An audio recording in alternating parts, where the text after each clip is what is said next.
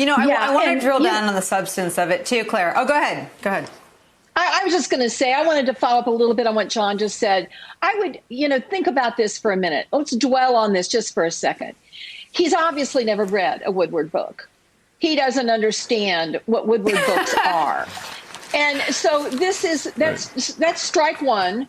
Strike two is he sits for 18 interviews.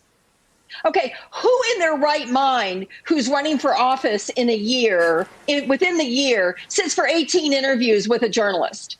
This is not a smart thing to do. Anyone. This is beyond folly. This is ultimate stupidity. He is so stupid, and he knows he doesn't. He did the last interview like a month ago.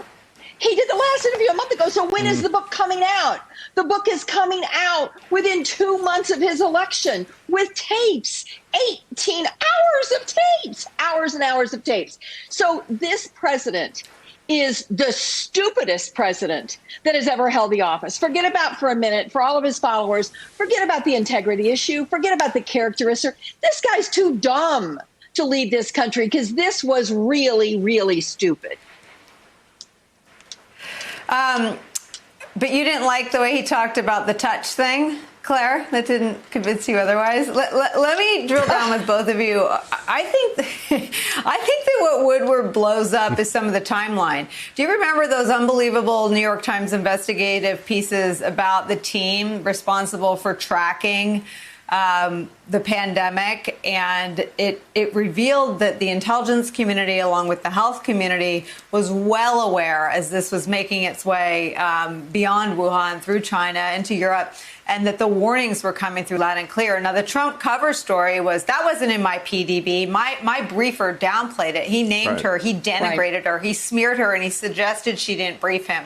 But to sound smarter than he is, I don't know what word you'll use here, Claire, he tells Woodward, oh yeah, we know, we got this, we're all over this, going to be deadly, but my play is to downplay. I mean, he acknowledges, he admits to having knowledge of how lethal it is and knowing it's coming, which seems to, if this were some sort of criminal proceeding, it's sort of knowledge of what's about to come. And then he admits to the big lie, which is to downplay it. Claire, this seems to me to be extremely problematic on the one thing he doesn't want us to talk about between now and Election Day, which is his failure to contain and protect the country from the pandemic. Yeah, I think you'll hear in the battleground states where Joe Biden is, frankly, going to be probably having more advertising than Donald Trump will, because it appears Trump is kind of broke based on his buys this week. You're going to hear the tape over and over again, deadly stuff. This is deadly stuff in February. And then the tape in March saying, yeah, I'm going to play it down, going to continue to play it down. Deadly stuff, play it down. I mean, what are you saying to American people, especially those people over 65? You're in a burning building. And not only am I not going to turn on the hose and put out the burning building, I'm not even going to tell you it's burning. I'm not going to tell you to get out of the building. I'm not going to do anything to help you survive.